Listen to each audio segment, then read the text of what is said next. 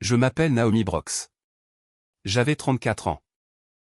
J'étais analyste de conformité des registres fonciers du comté et la mère d'une fillette de 8 ans. Nommée Ava. Le jour où mon père et mon frère nous ont emmenés à Bellwether. J'ai cru qu'ils étaient enfin prêts à régler le conflit qui déchirait notre famille. Je me trompais. Ils nous avaient emmenés là-bas pour s'assurer qu'aucune de nous deux n'en reviendrait. Attention par ici, a dit mon père, Victor, en nous conduisant au-delà des restes de l'ancienne ville minière. Les bâtiments abandonnés se dressaient derrière nous, leurs fenêtres sombres et vides. Devant. Une étroite route de service disparaissait entre des berges escarpées couvertes de mauvaises herbes. Ava me tenait la main. Mon frère aîné Ryan marchait plusieurs mètres derrière nous. Chaque fois que je me retournais, il me regardait au lieu de regarder le chemin. Où allons-nous? Ai-je demandé. Il y a une ancienne borne d'arpentage près du numéro 4, a répondu papa. Une fois que tu l'auras vu, tu comprendras pourquoi le droit de passage est important. Il avait passé toute la matinée à parler de l'histoire de la famille, du nom des Brox. Des ouvriers qui dépendaient autrefois de notre entreprise. Il n'avait répondu à aucune question sur les registres de propriété altérés. Plus nous avancions, plus la ville devenait silencieuse. Puis j'ai remarqué la chaîne brisée gisant à côté d'un panneau d'accès restreint. Le portail ne s'était pas ouvert avec l'âge. Quelqu'un l'avait coupé. Je me suis arrêté. Ava. Reste près de moi. Papa s'est retourné lentement. La chaleur qu'il avait affichée toute la matinée a disparu de son visage. Ryan s'est placé entre nous et la route. C'est alors que j'ai compris. Ce n'était pas une visite familiale. C'était un piège. J'ai tiré Ava derrière moi. Qu'est-ce que vous avez fait? Papa a jeté un regard à Ryan. Ni l'un ni l'autre n'a répondu. Je me suis tourné vers la route, mais Ryan m'a saisi par le bras. J'ai lutté pour me maintenir entre lui et Ava. Alors que papa se rapprochait, Ava a crié mon nom. Le sol a disparu sous nos pieds. Pendant une seconde terrifiante, il n'y a eu rien à quoi se retenir. Puis nous avons heurté le plan incliné de l'ancien puits de service et avons glissé jusqu'à un niveau d'entretien recouvert de terre en contrebas. L'impact m'a coupé le souffle. L'obscurité nous a enveloppés. Quelque part au-dessus, des pierres détachées ont bougé près de l'ouverture. J'ai tendu la main vers Ava, mais sa petite main s'est refermée la première autour de mon poignet. Maman?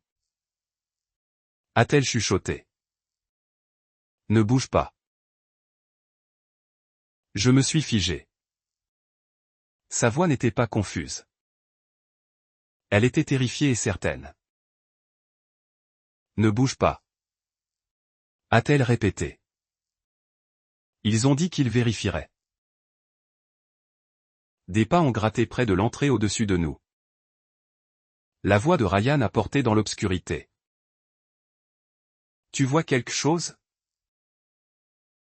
Papa a répondu trop bas pour que je comprenne.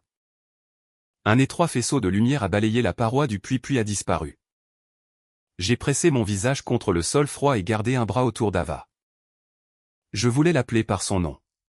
Je voulais lui demander si elle était blessée. Je voulais crier après les deux hommes qui se tenaient au-dessus de nous. Au lieu de cela, je suis resté immobile.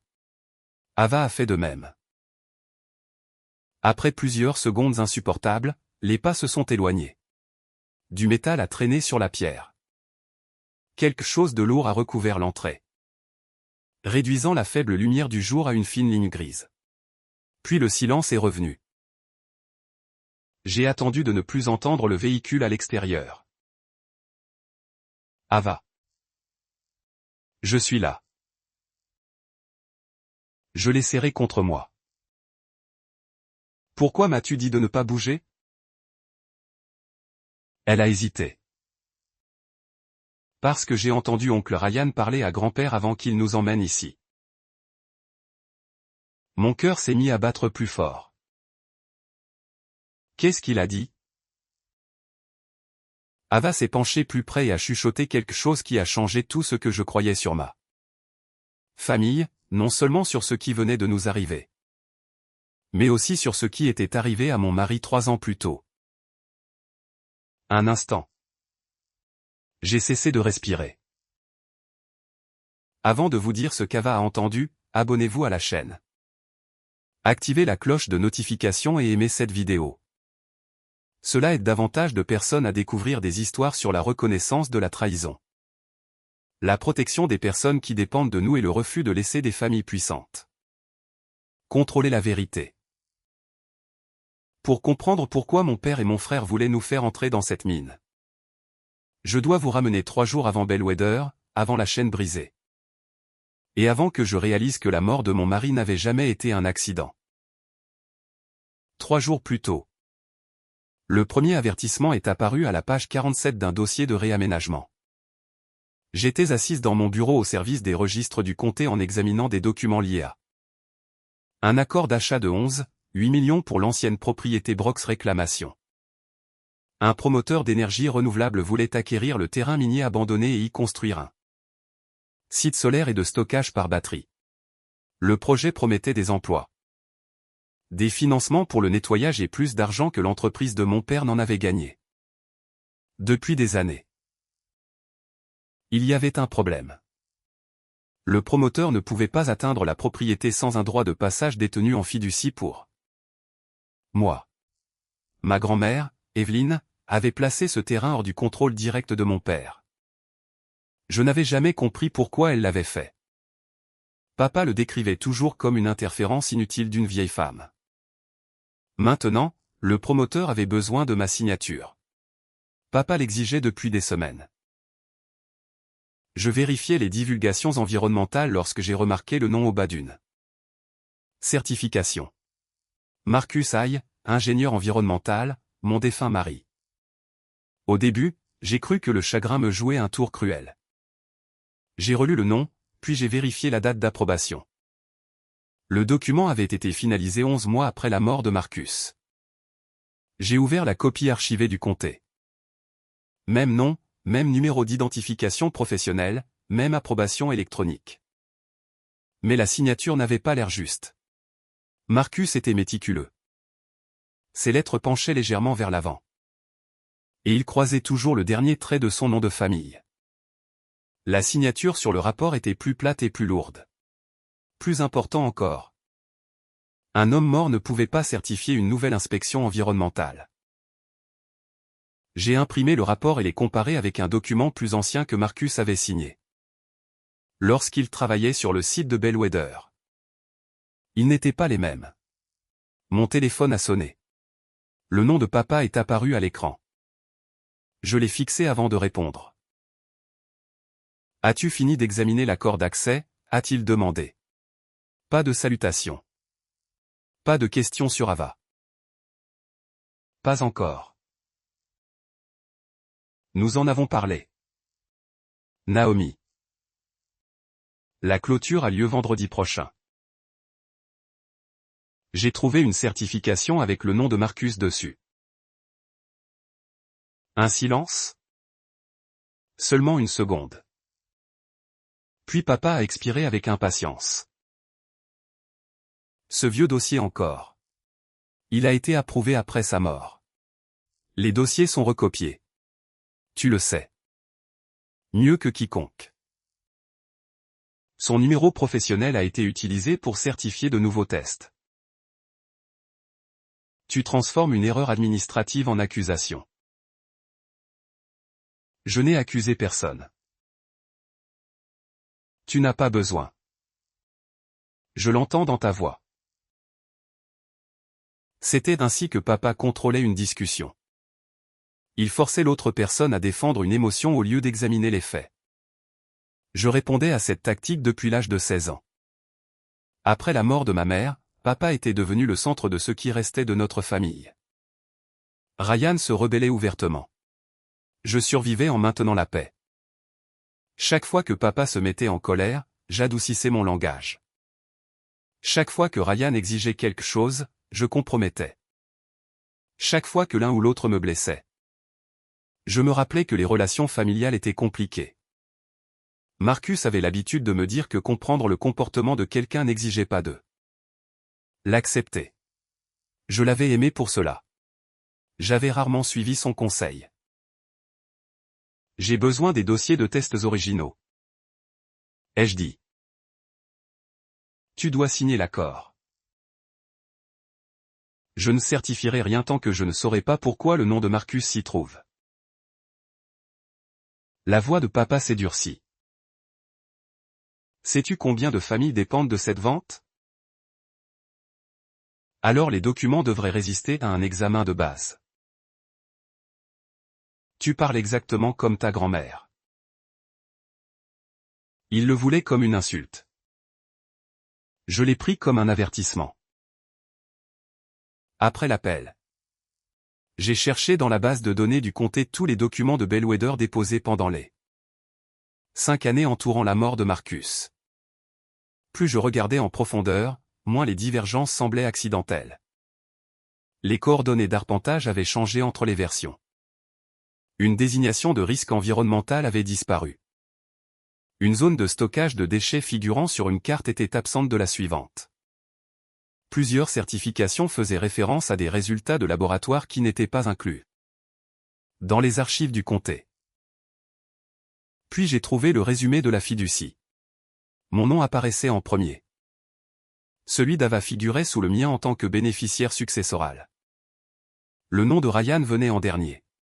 Si quelque chose m'arrivait, Ava héritait du droit de passage. Si quelque chose nous arrivait à toutes les deux, la propriété passait à Ryan. J'ai lu cette section 3 fois. Je savais qu'une clause d'héritage n'était pas une preuve de crime. Je savais aussi que les enquêteurs construisaient des dossiers en examinant le mobile, l'opportunité et le comportement. Mon père avait besoin du droit de passage. Mon frère était en position d'en hériter. Et quelqu'un avait utilisé les titres de mon mari décédé pour approuver un rapport valant des millions de dollars pour eux deux. J'ai apporté le résumé de la fiducie dans le bureau de Tessa Reid. Tessa était avocate du comté, mais elle avait aussi été mon amie la plus proche depuis l'université. Elle était l'une des rares personnes qui pouvaient être en désaccord avec moi sans me faire sentir que le désaccord était un abandon. Elle a lu la certification, comparé les dates et m'a regardé. Victor, sait-il que tu as trouvé ça? Oui. Quelle a été son explication? Erreur administrative. Et tu le crois? J'ai regardé vers la porte fermée. Je crois qu'il veut que j'arrête de poser des questions. Ce n'était pas ma question. Non. Ai-je admis? Je ne le crois pas. Tessa a rassemblé les documents. Alors ne signe rien. Je ne vais pas le faire. Bien. Maintenant. Dis-moi tout ce que Marcus faisait avant son accident. Le mot a encore resserré quelque chose en moi. Accident. 3 ans plus tôt. Marcus rentrait d'un bureau environnemental régional lorsque son véhicule n'avait pas réussi à s'arrêter sur une route de montagne. Les enquêteurs n'avaient trouvé aucune preuve qu'un autre véhicule était impliqué. Le rapport officiel blâmait une défaillance mécanique. Marcus avait passé la semaine précédant sa mort à examiner d'anciens résultats de surveillance de Bellwether. Il m'avait dit avoir découvert des incohérences, mais il ne les avait jamais pleinement expliquées. Il croyait pouvoir résoudre le problème avant qu'il n'atteigne notre famille. Puis il était parti. À l'époque, papa disait que Marcus était devenu obsédé par la propriété. Je l'ai dit à Tessa. Ryan disait qu'il essayait d'embarrasser l'entreprise. Qu'est-ce que Marcus a dit? Que certains dossiers ne correspondaient pas à ce qui se trouvait physiquement sur le terrain. Tessa a tapoté la certification posthume. Et maintenant son nom apparaît sur un rapport affirmant que tout a été correctement inspecté. Une sensation froide s'est installée sur mes épaules. J'avais passé 3 ans à accepter que les dernières préoccupations de Marcus étaient mortes avec lui. Maintenant, quelqu'un semblait utiliser son nom pour les effacer. Le lendemain matin, Tessa avait trouvé des dépôts publics montrant que Brock's réclamation était dans un état bien pire que ce que papa avait admis. L'entreprise faisait face à des privilèges d'équipement, à des retards de paiement d'impôts et à plusieurs prêts venant à échéance dans les mois suivants. Ryan s'était personnellement porté garant de 2 d'entre eux. Sans la vente de réaménagement, l'entreprise entrerait probablement en insolvabilité. Cela expliquait le désespoir de Ryan. Cela n'expliquait pas la signature de Marcus. Mon téléphone s'est rempli de messages des 2 hommes. Ryan m'accusait de mettre en péril des centaines d'emplois. Bien que l'entreprise n'employât plus rien qui s'en approchât. Papa me rappelait que la famille Brooks possédait des terres à Bellwether depuis 4 générations. Ni l'un ni l'autre n'abordait les documents altérés. Cet après-midi-là, Ryan est apparu à mon bureau.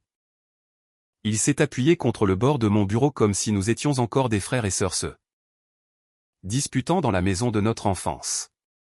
« Tu fais toujours ça ?» a-t-il dit. « Examiner des dossiers juridiques ? Agir comme si tu étais la seule personne responsable dans la pièce. » J'ai refermé le dossier devant moi. « Quelle explication as-tu pour le nom de Marcus ? » Je ne m'occupe pas des soumissions environnementales. Tu es le directeur des opérations. Et tu es une employée du comté qui agit comme une enquêtrice fédérale. Je suis une bénéficiaire à qui l'on demande de signer une certification. L'expression de Ryan a changé lorsque j'ai utilisé le mot bénéficiaire. Ce fut bref, mais je l'ai vu. Tu as examiné la fiducie ? A-t-il dit. Oui. Grand-mère a rédigé ce document alors qu'elle comprenait à peine ce qu'elle signait. Elle comprenait assez pour tenir le droit de passage éloigné de papa. Sa mâchoire s'est resserrée. Elle t'a toujours fait davantage confiance. Ce n'est pas pour cela que je refuse. Tu as eu la fiducie. Tu as eu la carrière respectable. Tu as pu quitter Bellwether pendant que papa s'attendait à ce que je maintienne l'entreprise en vie. Le voilà. Pas seulement la pression financière, le ressentiment. Ryan croyait que ma signature était une chose de plus que je lui devais. Je ne certifie pas de faux dossiers pour réparer tes finances. Tu ne sais pas qu'ils sont faux. Je sais que Marcus ne pouvait pas approuver un rapport 11 mois après ses funérailles. Il m'a regardé un long moment. Puis s'est redressé. Papa veut que nous allions à Bellwether samedi. J'ai failli rire. Tu es venu m'inviter à une sortie familiale. Il veut te montrer les bornes d'arpentage originales. Il pense que si tu vois comment les voies d'accès se connectent, tu arrêteras de traiter cela comme un tableur. Je n'emmène pas Ava sur une propriété industrielle abandonnée. La section de la vieille ville est stable. Papa a déjà vérifié avec le responsable du site. Il n'y a pas de responsable du site. Ryan a détourné le regard. Cette réponse m'a troublé plus que sa colère. Il veut qu'Ava voie d'où vient notre famille, a continué Ryan. Elle a ce projet d'histoire scolaire, n'est-ce pas? J'avais mentionné le devoir d'Ava à papa 2 semaines plus tôt. Sa classe recueillait des histoires orales sur les familles locales. Elle enregistrait de courtes interviews sur la montre que Marcus lui avait achetée avant de mourir. Ava voulait interroger papa sur son enfance. Elle voulait aussi croire que son grand-père désirait encore la connaître. Moi aussi. C'était la partie que je détestais admettre. Malgré chaque document sur mon bureau. Une partie de moi espérait encore que Bellwether produirait une explication plutôt qu'une autre. Trahison. Je ne signerai rien là-bas. Ai-je dit. Alors ne signe pas. Viens juste regarder. Ryan est sorti sans attendre de réponse. Ce soir-là. J'ai parlé de l'invitation à Tessa. Je n'aime pas ça. A-t-elle dit. Moi non plus. Mais tu l'envisages. J'ai besoin de voir les bornes originales. Si les cartes actuelles ont été altérées. Les emplacements peuvent le prouver. Tu peux demander un arpentage d'état. Cela prend des semaines. La clôture est vendredi. Tessa m'a étudié.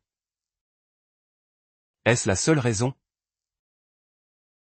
J'ai regardé par la porte du salon. Ava était assise à la table de la cuisine en décorant la couverture de son carnet d'histoire orale. Elle avait dessiné une petite boussole dans un coin. Copiant la boussole de terrain en laiton qui avait appartenu à Marcus. Non. Ai-je admis? Je veux que papa me donne une réponse honnête. L'expression de Tessa s'est adoucie. Mais sa voix est restée ferme. Si tu y vas. Nous créons un dossier. Nous avons scanné chaque document suspect dans un fichier protégé du comté. J'ai envoyé à Tessa l'itinéraire de Bellwether et les messages de Ryan. Nous avons fixé 17 heures comme délai de prise de contact. Si je le manquais, Tessa m'appellerait une fois. Si je ne répondais pas, elle contacterait le bureau de la sécurité des mines de l'État et le bureau du shérif. Pas Victor? A-t-elle dit. Pas Ryan. Les autorités. J'ai accepté. Cela semblait excessif pendant que nous étions assises dans ma cuisine brillamment éclairée. 3 jours plus tard, cela est devenu la raison pour laquelle quelqu'un a su où chercher. Le samedi matin est arrivé gris et frais. Papa conduisait devant dans son camion noir. Ryan suivait dans un véhicule de l'entreprise. Ava et moi venions en dernier. Avant de quitter la maison, j'ai montré le trajet à Ava sur une carte. Nous restons ensemble. Lui ai-je dit. Si je dis que nous partons. Nous partons. Elle a hoché la tête solennellement. Grand-père est-il en colère contre toi? Il est contrarié parce que je ne signerai pas quelque chose tant que je ne l'aurai pas compris. Papa avait l'habitude de dire, ne signe jamais ce que tu ne comprends pas. J'ai regardé la boussole de Marcus accrochée à la fermeture éclair de son sac de projet. Oui. Ai-je dit. C'est ce qu'il disait. Bellwether est apparu au-delà d'une ligne de collines boisées. La plupart des maisons d'origine avaient disparu. Les bâtiments restants se dressaient en rangées irrégulières à côté de machines rouillées et de fondations brisées. Papa attendait à côté d'un panneau d'entreprise défraîchi. Pendant la première heure, il s'est comporté comme le grand-père qu'Ava voulait qu'il soit. Il lui a montré où se trouvait autrefois le magasin général. Il a désigné la maison où il avait grandi. Il a décrit les mineurs partant travailler avant le lever du soleil. Ava a enregistré des parties de ses histoires sur sa montre. Si j'ignorais les grilles verrouillées et les documents altérés dans mon sac. La journée semblait presque normale. C'était le plus grand talent de papa. Il pouvait créer quelques minutes de chaleur assez forte pour vous faire remettre en question des mois de preuve. Au vieux bâtiment administratif, Ryan a posé un dossier sur un bureau poussiéreux. L'accord d'accès. A-t-il dit. Puisque nous sommes ici. Je t'ai dit que je ne signais pas. Papa a fermé la porte derrière nous. Personne ne te force. A-t-il dit. Nous te demandons de penser au-delà de toi-même. Je pense au-delà de moi-même. Vraiment? Parce que des dizaines de personnes perdront le peu qu'il leur reste si cette vente échoue. La vente n'échoue pas parce que j'ai demandé qui a falsifié la certification de Marcus. Ryan s'est avancé. Tu continues à l'appeler falsifié. Comment appellerais-tu un homme mort approuvant de nouveaux résultats de laboratoire? Le visage de papa a changé. Pas de chagrin. Pas de surprise. Du calcul. J'appellerais cela une erreur qui peut être corrigée après la clôture. Et j'appellerais cela une fraude. Le mot s'est installé entre nous. Ava a regardé de papa à Ryan. J'ai ramassé mon sac. Nous partons. Papa s'est éloigné de la porte. D'accord. Son accord soudain m'a arrêté. Plus de paperasse, a-t-il dit. Mais tu devrais voir la borne sud originale avant de partir. Elle prouve pourquoi le droit de passage est nécessaire. Je peux examiner l'arpentage. L'ancienne borne n'est pas sur la carte actuelle. C'était précisément le genre de divergence que j'avais besoin de documenter. Papa le savait. Il savait aussi que Jean comprendrait l'importance. Nous avons quitté le bâtiment administratif et traversé les restes de la cour d'équipement. Ava marchait à côté de moi en tenant son carnet. À mi-chemin, elle s'est arrêtée. Ma montre n'enregistre plus. J'ai vérifié l'écran. L'application d'histoire orale s'était mise en pause. Reste ici, a dit Ryan. Je vais la réparer. Non. J'ai ça. J'ai redémarré l'application et lui ai rendu la montre. Quelques minutes plus tard, Ava a réalisé qu'elle avait laissé son carnet sur les marches du bâtiment administratif. Je le vois, a-t-elle dit. Le bâtiment restait derrière nous de l'autre côté de la cour ouverte. Va tout droit là-bas et reviens tout de suite. Lui ai-je dit. N'entre pas. Elle s'est précipitée en arrière pendant que nous trois attendions. Ryan la regardait de trop près. Quand Ava est revenue, son visage avait changé. Elle m'a pris la main sans parler. Ça va? Elle a hoché la tête, mais sa prise s'est resserrée. J'aurais dû arrêter la visite là. J'aurais dû faire confiance à ce que je voyais sur le visage de ma fille. Au lieu de cela, papa a désigné une étroite route de service. La borne est à 5 minutes. Pendant la plus grande partie de ma vie, il m'avait entraîné à douter de la peur chaque fois qu'elle contredisait son autorité. Cet entraînement m'a suivi à travers le portail brisé. L'ancienne borne d'arpentage n'était pas là où papa prétendait qu'elle se trouverait. Au-delà du portail, le chemin se rétrécissait entre deux berges escarpées. La route principale disparaissait derrière nous. Un panneau avertissait que la zone au-delà était restreinte. La chaîne de sécurisation gisait au sol. Des marques d'argent fraîches montraient où elle avait été coupée. Je me suis arrêté. Papa. Il a continué à marcher. Où est la borne? Juste devant. Ryan s'est déplacé derrière moi. Ava s'est pressée contre mon côté. Je l'ai regardé et la peur dans ses yeux a finalement percé toutes les excuses que je mettais. Faites. Nous rentrons. Ryan a bloqué le chemin, papa s'est retourné. Son expression ne portait aucune de la colère du bâtiment administratif. Cela m'a davantage effrayé. Il avait l'air résolu. J'ai tiré Ava derrière moi. Vous avez planifié ça. Le regard de papa s'est brièvement baissé vers mon sac de documents. Tu aurais dû signer. Ryan a tendu la main vers moi.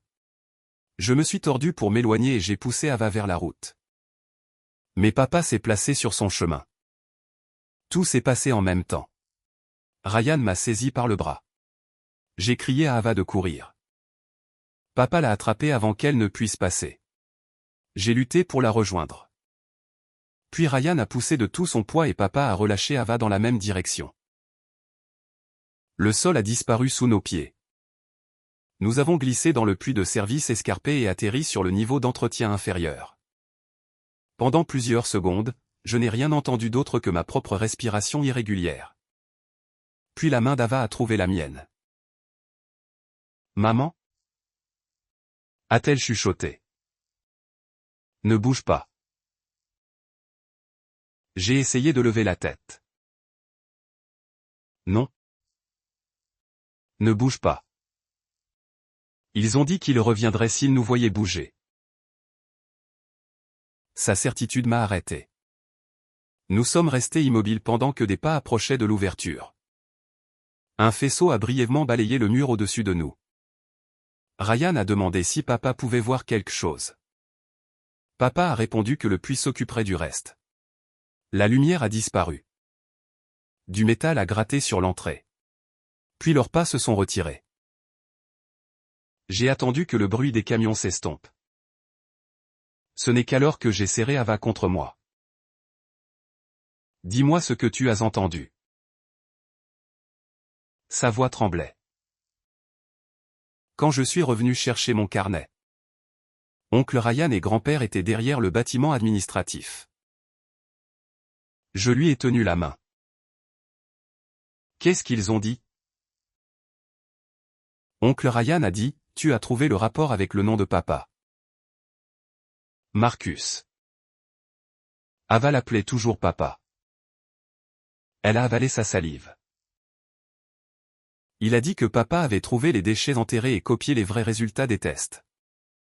Grand-père a dit qu'il l'avait arrêté avant qu'il puisse tout emporter à l'état. Mon cœur cognait contre mes côtes. Comment? Ava a commencé à pleurer doucement. Il a dit qu'ils avaient fait en sorte que la voiture de papa ne s'arrête pas. L'obscurité a semblé se refermer autour de moi. Marcus n'était pas mort à cause d'une défaillance mécanique inexpliquée. Il était mort parce qu'il avait découvert ce que Victor et Ryan cachaient. Ava a continué avant que je puisse répondre.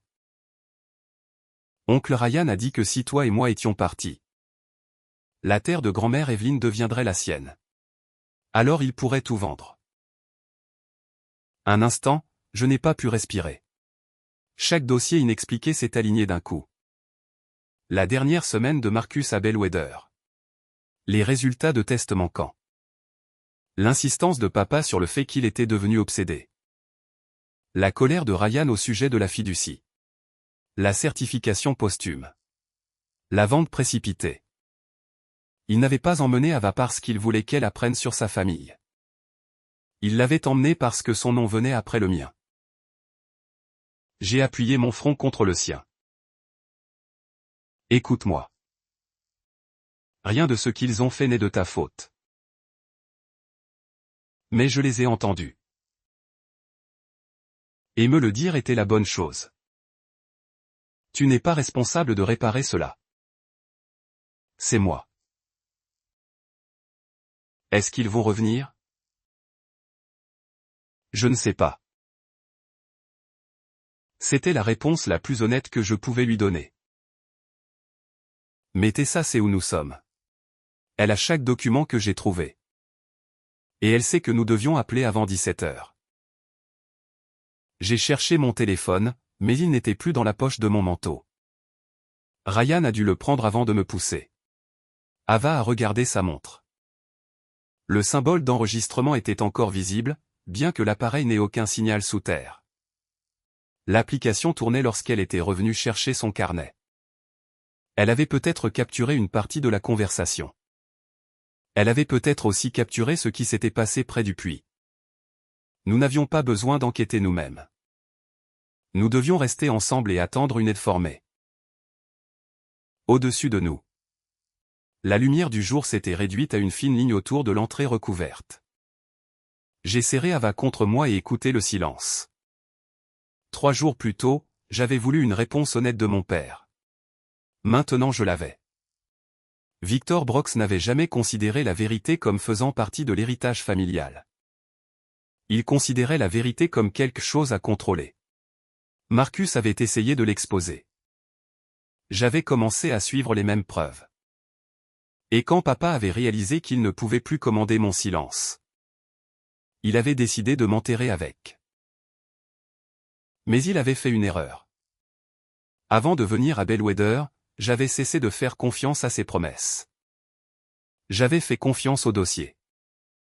Et quelque part au-delà de cette entrée scellée, l'horloge avançait vers 17 heures. L'horloge avançait vers 17 heures pendant qu'Ava et moi attendions sous l'entrée scellée. Je ne pouvais pas voir clairement ma montre. Mais je savais approximativement combien de temps s'était écoulé. La lumière autour du couvercle était devenue plus faible et l'air était devenu plus froid. Ava restait pressée contre moi. « Tu penses que tante Tessa s'est souvenue ?» a-t-elle demandé. Elle s'est souvenue. Je l'ai dit sans hésitation parce que je connaissais Tessa. Elle ne rejetait pas les preuves inconfortables. Elle ne confondait pas la loyauté avec l'obéissance. Plus important encore, elle faisait exactement ce qu'elle promettait. À 17 heures, mon téléphone sonnerait. Quand je ne répondrais pas, elle n'attendrait que le temps nécessaire pour passer le second appel prévu par notre plan. Puis elle contacterait les autorités. J'ai enveloppé Ava dans mon manteau et gardé ma voix ferme. Notre travail est de rester ensemble. Les adultes dehors s'occuperont de tout le reste. Et grand-père et oncle Ryan? Ils n'ont plus le droit de décider de ce qui se passe ensuite. C'était la première fois que je disais ces mots à voix haute. Pendant la plus grande partie de ma vie, Victor Brox décidait de ce qui se passait ensuite. Il décidait quels arguments familiaux comptaient et lesquels tout le monde devait oublier. Il décidait quand Ryan méritait une autre chance. Il décidait que mes questions étaient irrespectueuses et que ses exigences étaient des responsabilités. Même après la mort de Marcus, papa contrôlait l'histoire. Marcus était soi-disant devenu obsédé par Bellwether. Marcus avait soi-disant réagi de façon excessive à de la paperasse inoffensive. Marcus était soi-disant mort à cause d'un problème mécanique imprévisible. Chaque version protégeait Victor. Aucune ne protégeait la vérité. À 17 heures, Tessa m'a appelé. Mon téléphone se trouvait quelque part au-delà de la mine. Mais l'appel a créé un enregistrement numérique. Elle a rappelé. Quand je n'ai pas répondu, elle a contacté le bureau du shérif et le bureau de la sécurité des mines de l'État.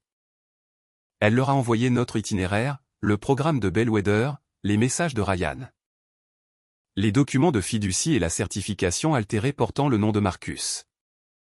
Elle a aussi expliqué notre accord. Je n'étais pas simplement en retard.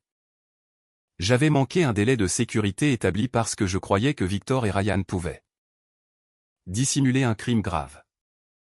Cette distinction a changé la réponse. Les autorités n'ont pas commencé par la version de papa. Elles ont commencé par la mienne. Tessa m'a dit plus tard que papa l'avait appelé à 17h19. Sa voix semblait calme. Il prétendait qu'Ava et moi avions quitté Bellwether peu après une dispute au sujet de l'accord de propriété. Il suggérait que j'étais contrarié et que j'ignorais probablement tout le monde. Tessa a demandé s'il nous avait vus partir. Papa a dit oui. Quelques minutes plus tard, Ryan a dit à un adjoint qu'il n'avait pas réellement regardé ma voiture partir. Selon lui et papa étaient retournés au bâtiment administratif pendant qu'Ava et moi marchions vers la vieille ville. Leurs histoires avaient commencé à diverger avant même que les recherches n'atteignent Bellwether. Tessa ne les a pas confrontés. Elle a transmis les deux récits aux enquêteurs. Puis elle a attendu. Sous terre, la montre d'Ava n'avait aucun signal. L'application d'enregistrement restait ouverte. Mais nous n'avions aucun moyen de savoir ce qu'elle avait préservé. Ava fixait son écran faible. Est-ce que je dois appuyer sur quelque chose? Non. Ai-je dit.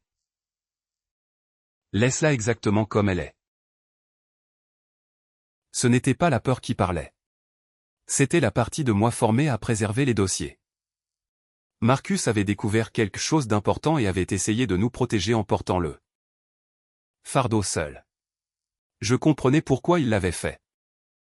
Mais le secret avait laissé à Victor la place de contrôler ce qui s'était passé après sa mort. Je ne répéterai pas cette erreur. Tessa avait les dossiers. Le comté avait les horodatage. La montre d'Ava pouvait contenir la conversation. Si nous étions retrouvés, la vérité ne dépendrait pas uniquement de ma parole contre celle de Victor. Un bruit lointain nous a atteintes. Ava a levé la tête. C'était quoi? J'ai écouté. Au début, je n'ai rien entendu. Puis est venu un faible grondement mécanique de quelque part au-dessus. Pas le camion de papa. Plus d'un véhicule. J'ai tenu la main d'Ava. Il cherche. La première équipe de recherche a atteint le vieux bâtiment administratif peu avant le coucher du soleil. Victor continuait d'insister sur le fait qu'Ava et moi étions partis volontairement. Ryan a encore changé son récit, prétendant nous avoir vu marcher vers ma voiture. Mais n'avoir pas regardé si nous avions démarré. Aucune des deux explications ne correspondait aux données de localisation récupérées de leur véhicule d'entreprise. Le système montrait que le camion de Ryan avait circulé au-delà du portail restreint près du numéro 4. Il y était resté 17 minutes. Le camion de papa avait suivi. Les enquêteurs ont aussi trouvé des traces de pneus récentes le long de la route de service et des marques fraîches sur la chaîne sectionnée.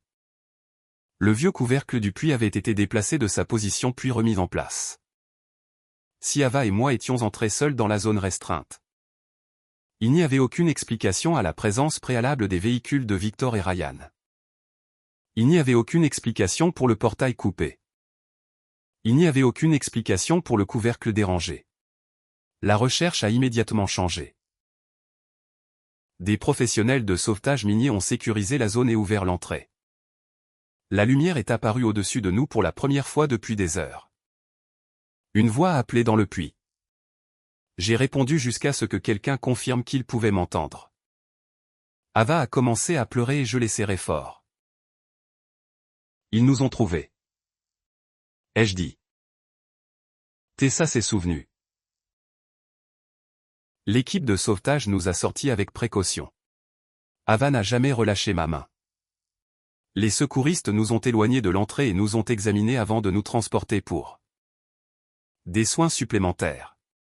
Nous étions effrayés, froides et épuisés, mais ensemble. C'était tout ce que je me permettais de penser au début. Ava était à côté de moi. Elle était en sécurité. Victor se tenait au-delà des véhicules d'urgence, parlant à un adjoint. Son masque public était fermement en place. Il avait l'air d'un grand-père inquiet regardant des étrangers secourir sa famille. Puis il m'a vu le regarder. Pour la première fois de ma vie, je n'ai pas cherché de réconfort sur son visage. Je l'ai cherché pour des preuves. Ryan se tenait à plusieurs mètres de lui. De la terre couvrait le bas de ses bottes de travail. Sa veste d'entreprise était fermée jusqu'à la gorge. Un adjoint les a séparés. Papa a protesté. Ryan n'a rien dit. Dans l'ambulance, Ava a touché ma manche. Ma montre. Elle restait attachée à son poignet. Un secouriste avait pris soin de ne pas l'altérer après que j'eus expliqué qu'elle pouvait contenir des preuves. Tu as bien fait. Lui ai-je dit. Je ne savais pas qu'elle enregistrait encore. Tu n'étais pas censé le savoir. Tu as 8 ans. Et si elle ne les a pas entendus? Alors les adultes utiliseront tout le reste. Il fallait qu'elle comprenne que l'affaire ne reposait pas sur ses épaules. Elle avait déjà porté trop de choses. À l'hôpital, Tessa est arrivée avant que les enquêteurs ne soient autorisés à m'interroger. Elle est entrée dans la pièce, a vu Ava à côté de moi et s'est arrêtée. Pendant plusieurs secondes, aucune de nous n'a parlé. Puis elle a traversé la pièce et a posé le dossier de documents sur la table. J'ai tout envoyé. A-t-elle dit. Je savais que tu le ferais. Le shérif à la fiducie, le rapport environnemental. Ton itinéraire et les messages. Le bureau de l'État a été informé au sujet de Marcus. Entendre son nom a failli briser le contrôle que je maintenais depuis la mine. Ava les a entendus. Ai-je dit. Elle a entendu ce qu'ils lui ont fait. Tessa a regardé ma fille puis m'a regardé. A-t-elle besoin de l'expliquer maintenant? Non. Cette réponse importait. Ava n'avait pas besoin de revivre à plusieurs reprises le jour le plus effrayant de sa vie pour convaincre chaque nouvel adulte entrant dans la pièce. L'enregistrement pouvait être préservé. Les entretiens pouvaient être limités et gérés de façon appropriée. Les enquêteurs pouvaient construire le dossier autour de corroborations plutôt que de traiter un enfant comme leur seule source. Tessa a hoché la tête. Alors elle ne l'explique pas maintenant. Cette nuit-là, Victor et Ryan ont été placés en garde à vue pendant que les enquêteurs fouillaient les bureaux de l'entreprise, les 2 camions et la propriété de Bellwether. L'histoire d'accident de papa avait duré moins de 6 heures. La montre d'Ava contenait 53 minutes d'audio. La plupart étaient ordinaires. Papa décrivant l'ancien magasin général. Le vent circulant dans la cour d'équipement vide. Ava demandant pourquoi le panneau de l'entreprise avait 2 dates peintes l'une sur l'autre. Puis est venu le moment où elle est revenue chercher son carnet. Ses pas ont ralenti près du bâtiment administratif. La voix de Ryan est devenue audible en premier. Il a fait référence au rapport avec le nom de Marcus et a dit que j'avais déjà atteint les dossiers de fiducie. Papa a répondu que la vente ne survivrait pas à une autre enquête. Ryan a demandé s'ils incluaient vraiment Ava dans le plan. Papa lui a rappelé que le nom d'Ava suivait le mien dans la fiducie. La partie suivante était partiellement masquée par la distance. Mais plusieurs phrases restaient claires. Marcus avait trouvé les déchets dissimulés. Il avait copié les résultats de tests authentiques. Il avait été arrêté avant d'atteindre le bureau de l'État. La défaillance mécanique impliquée dans sa mort n'avait pas été accidentelle. L'enregistrement a ensuite capturé Ava revenant rapidement vers nous. Plus tard, près du numéro 4, il a préservé papa nous dirigeant vers la route restreinte. Il a capturé mon refus. La confrontation et l'avertissement d'Ava après que nous soyons tombés en bas. Le fichier ne prouvait pas à lui seul chaque partie de la conspiration. Il faisait quelque chose d'aussi important. Il donnait aux enquêteurs une structure. La fiducie établissait le mobile financier. Les dossiers de l'entreprise établissaient l'effondrement imminent. La certification altérée établissait la fraude. Les données des véhicules plaçaient papa et Ryan au puits. L'entrée dérangée contredisait une chute accidentelle. L'audio établissait la planification. Notre sauvetage établissait ce qu'ils avaient tenté. La mort de Marcus est devenue la dernière partie sans réponse. L'enquêteur principal m'a rendu visite après qu'Ava eût été conduite dans une pièce calme avec une spécialiste et Tessa. Nous avons rouvert le dossier de votre mari ce matin. A-t-il dit. Qu'est-ce qui a survécu de l'enquête originale? Le véhicule et le rapport mécanique sont encore dans les entrepôts de preuves. Nous examinons-les. 2. Marcus a aussi copié des dossiers environnementaux. Nous avons trouvé une référence à une soumission externe. Je me suis penché en avant. Quelle soumission? 2 jours avant sa mort, Marcus a contacté le bureau environnemental régional. Le matériel a été enregistré sous un numéro d'examen préliminaire, mais la plainte n'a jamais été complétée. Pourquoi ne m'a-t-on rien dit? À ce stade. Ce n'était pas public? Et le rapport a été marqué incomplet après sa mort. Les documents étaient-ils encore là? Certains l'étaient. C'était la sauvegarde de Marcus. Il avait préservé des dossiers en dehors de Brox Réclamation. Victor avait contrôlé les dossiers de l'entreprise, mais il n'avait pas tout contrôlé. Les archives de l'État contenaient des photographies, des résultats de surveillance et une comparaison écrite montrant que des déchets avaient été dissimulés sous une partie de la propriété de Bellwether. Marcus avait aussi documenté que des versions ultérieures de l'arpentage avaient retiré la zone affectée. Une page contenait une note manuscrite. Il prévoyait de revenir avec des dossiers supplémentaires de chaîne de possession après avoir rencontré un ancien employé de laboratoire. Il est mort sur le chemin du retour de ce voyage. Les enquêteurs ont localisé l'employé. Le laboratoire avait été mis sous pression pour remplacer plusieurs résultats défavorables par des échantillons plus propres fournis par Brox Réclamation. Ryan avait autorisé le paiement. Victor l'avait approuvé. L'accord de réaménagement n'avait jamais été une simple vente de propriété.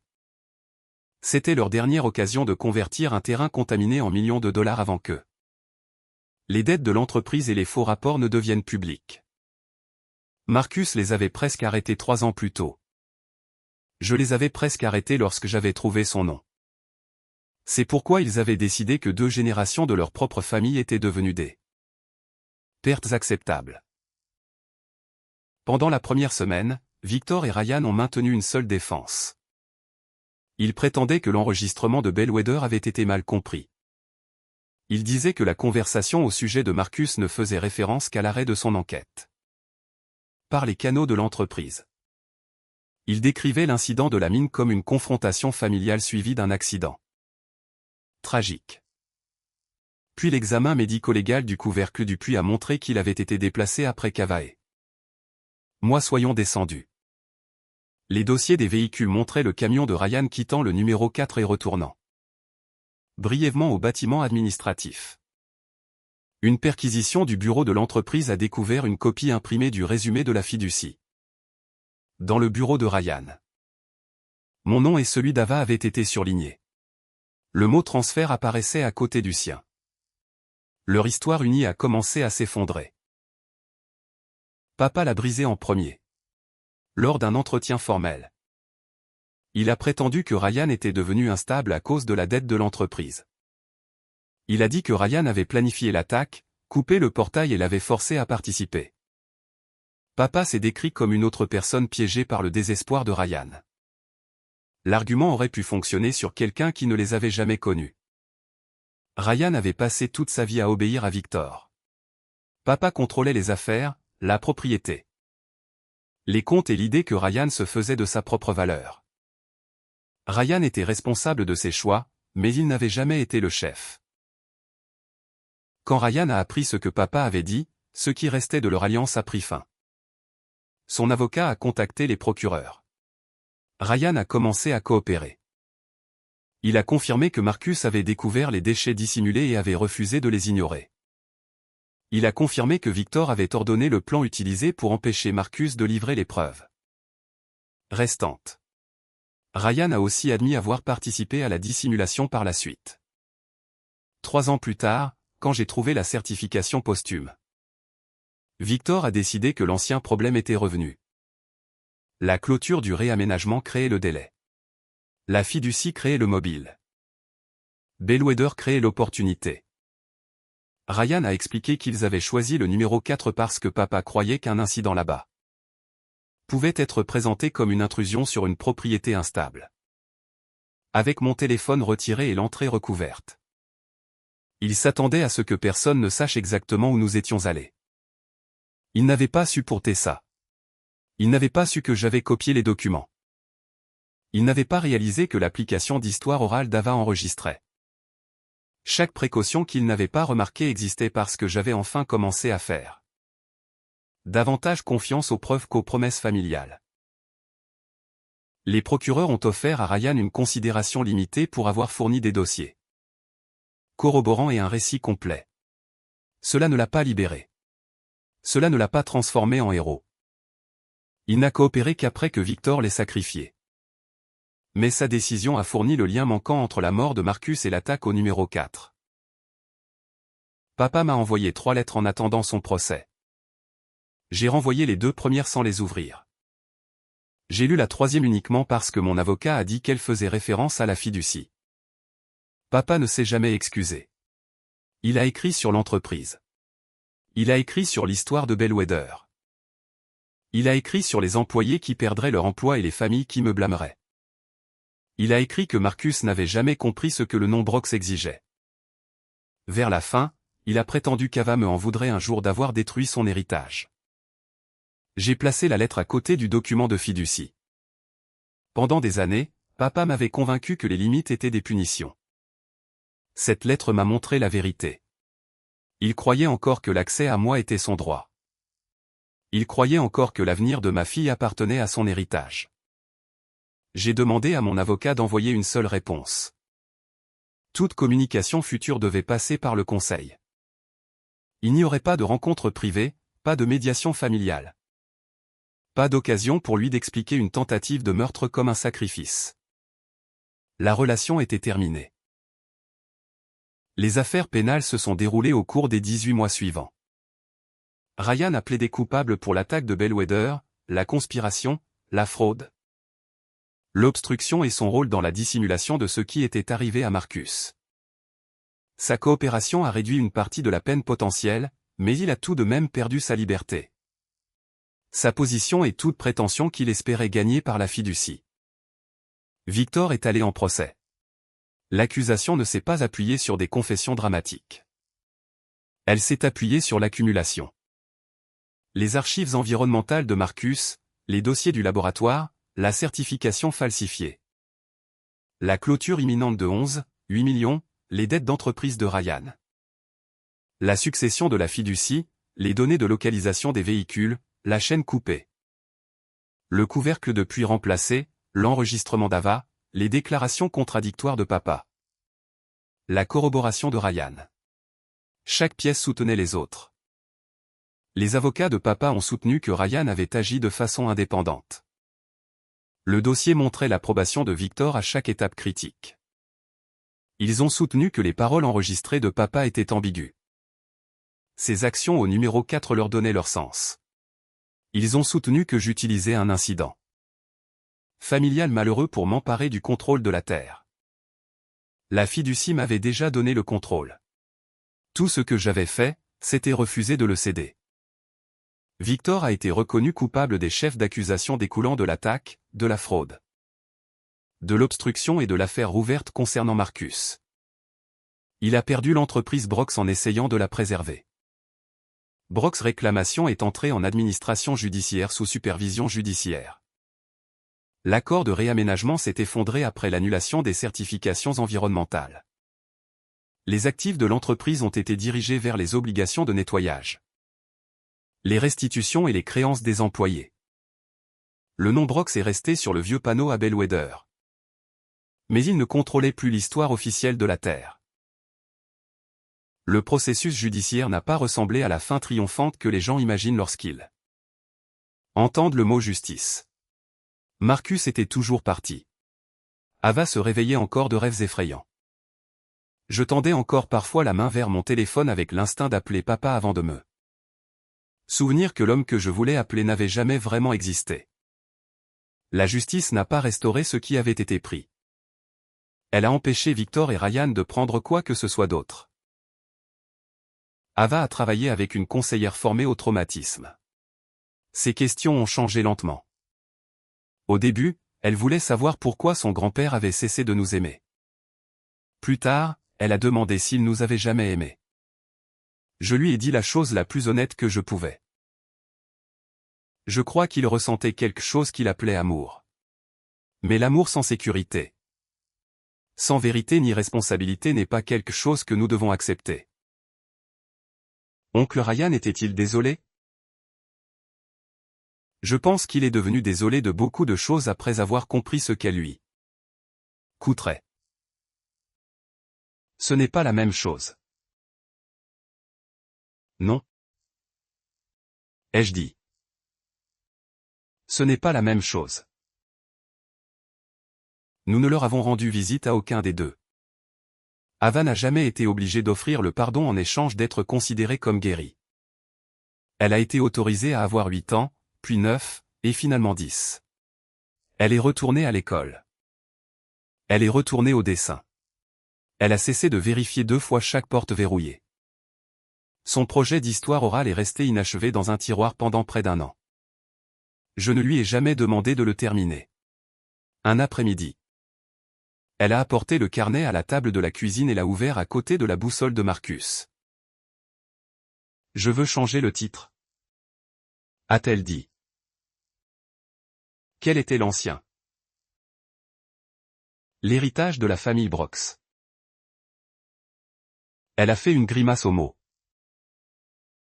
Comment veux-tu l'appeler maintenant? Elle a retourné le carnet. Sur la couverture, elle avait écrit « Ce que nous gardons en sécurité ». Ce n'était pas un projet sur Victor. Il comprenait des histoires d'anciens mineurs, de familles affectées par la contamination et d'ouvriers qui avaient perdu leur pension lorsque Brock's réclamation s'était effondrée. Il comprenait aussi Marcus, non pas la fausse histoire d'un ingénieur devenu obsédé, mais l'histoire vérifiée d'un homme qui avait préservé des preuves parce qu'il croyait qu'une communauté méritait la vérité. Le tribunal de l'administration judiciaire a finalement approuvé un plan de remise en état supervisé. Pour Bellwether. Le droit de passage est resté protégé par ma fiducie. Victor et Ryan ne pouvaient pas bénéficier des crimes commis pour l'obtenir. J'ai négocié une compensation légale qui a sécurisé l'éducation d'Ava et son avenir à long terme. Une autre partie a soutenu la remédiation communautaire et la préservation de dossiers historiques. Exact. Je n'ai pas détruit Bellwether. J'ai empêché mon père de vendre un mensonge à son sujet. Le vieux bâtiment administratif a été stabilisé et converti en une petite archive publique. Ces expositions ne glorifiaient pas la famille Brox ni n'effaçaient les personnes lésées par l'entreprise.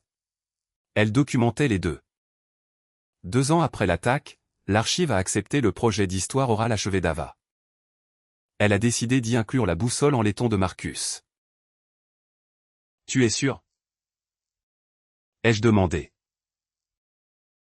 Elle a hoché la tête.